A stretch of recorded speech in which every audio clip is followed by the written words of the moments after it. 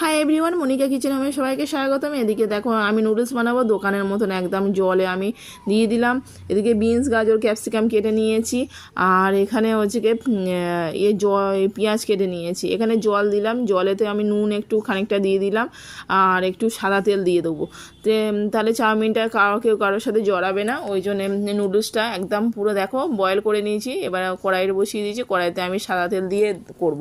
এটা পুরো দোকানের মতন একদম নুডলসটা খেতে খুবই সুন্দর লাগে, টেস্টি। তা আমি কিভাবে করি তা পুরো ভিডিওটা দেখার অনুরোধ রইলো। এদিকে দেখো আমি তেল দিয়েছি, তেলে পেঁয়াজ দিয়ে দিলাম, পেঁয়াজটা একটু হালকা ভাজা ভাজা করে নিয়ে আমি দিয়ে দিলাম বিনস গাজর ক্যাপসিকাম দিয়ে দিলাম, দিয়ে নুন আর লঙ্কা কাঁচা লঙ্কা দিয়ে একদম ভালো করে ভাজা ভাজা করে নিয়েছি। এবার ভেজে নিলাম।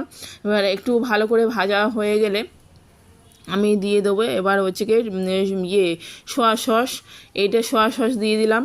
এবার দিয়ে দিলাম রেড চিলি সস, এটা red chilli sauce, red chilli পুরো দোকানের মতনই আমি একদম খেতে খুবই সুন্দর, একদম অসাধারণ।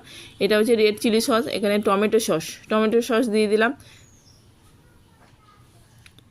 দিয়ে ভালো করে এবার একটু সবজির সাথে চিনি অ্যাড করলাম।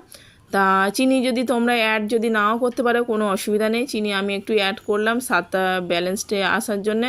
এদিকে দিয়ে দিলাম নাড়াচাড়া করে আমি চাউমিনগুলো একদম দিয়ে দিলাম, নুডলসগুলো দিয়ে দিলাম।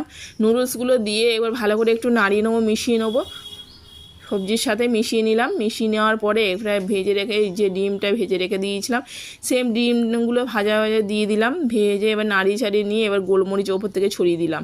খেতে খুবই সুন্দর লাগে, একদম টেস্টি দোকানের মতন। আর কেমন লাগলো আমার পুরো রেসিপিটা জানিও বন্ধুরা। যদি ভালো লেগে থাকে লাইক কমেন্টস করো আর সাবস্ক্রাইব করে পাশে দেখো, সাবস্ক্রাইব করে পাশে বেল আইকনটা টিপে দিও, তাহলে সবার আগে নোটিফিকেশানে গেলেই মতো তোমার কাছে। আর আমার এগ চাউমিন একদম রেডি, এগ নুডলস রেডি। কেমন লাগলো জানিও বন্ধুরা, ভালো লাগলে লাইক কমেন্টস করো। আর আমার এইরকম নিত্য নতুন ভিডিও পেতে চ্যানেলটাকে সাবস্ক্রাইব করো। Bye bye.